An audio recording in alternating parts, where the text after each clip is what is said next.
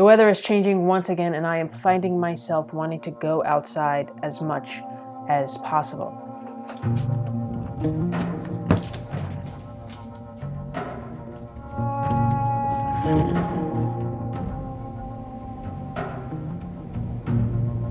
Now, it's still very much winter. It's cold and it's windy. And everything is still sort of gray, albeit the trees have their telltale spring buds ready to go. But it's March, and the impending spring and the turn of the temperature is already taking effect.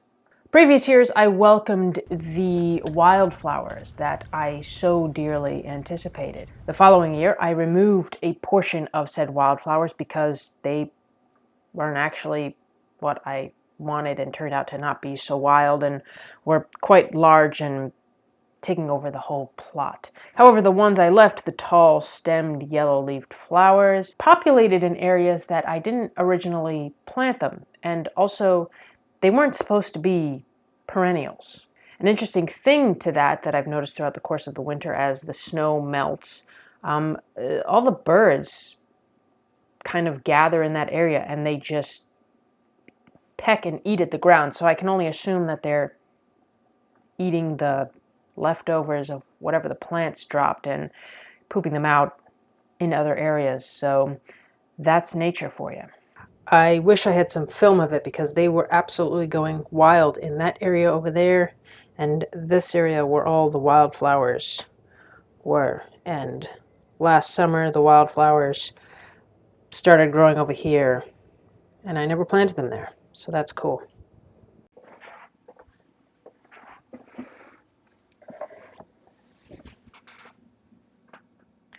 What I find strange is that no matter what, I am always with myself. I follow myself everywhere. My own thoughts run rampant, and no matter how much I try, I can never run away from this, from self. No, I'm not meaning this to sound like a negative thing. It's just sort of there. And I enjoy life. I enjoy the things that I do, the creativity that fills the void. This novel that I'm working on, I'm shy, so there will be no spoiler alerts. It's going to be a while. And this painting, which I mentioned previously, and I believe it's almost done.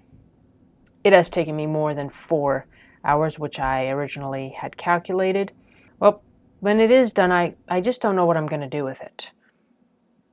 I don't plan on displaying it anywhere, and my original plans were to roll it back up and stow it away, or perhaps I should gift it to somebody that is more inclined to decorate for Halloween.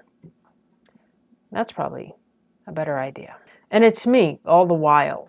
Every mirror I pass, every thought I have, every food I taste, it never escapes. When I was small, I used to find it so unbelievable that I could run away from everyone except for my own self. I'm not sure what point I'm trying to have in this glaring recognition. Like I said, it's not a negative aspect. It's just an interesting thing that I don't think we think about. But lately, because I've been off social media, including YouTube, I've been spending a lot more time with myself, with my own thoughts, and trying to figure out how to pass the time other than consuming other selves, trying to figure out how to quell and also entertain my own mind. It reminds me of the days when I was small and I would just sit in my room and craft stories and imaginings just to pass the time. That's kind of where I'm at now. Last night I took out all my pens, my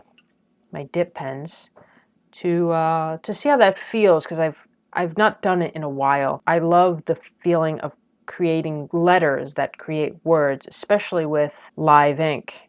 There is such a life in a imperfect perfection to using ink and a dip pen that you don't quite get with a ballpoint pen or even a fountain pen, amongst other numerous ways, counting my small collection of old coins and listening to music without doing anything, brushing my dog to silence, that sort of thing.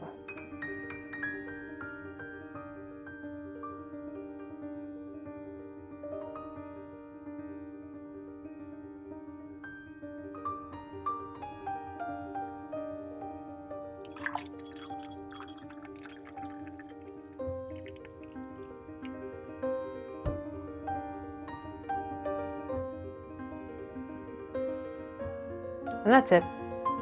That's all for this one. Thanks for watching. Thanks for tuning in. And I will be seeing you.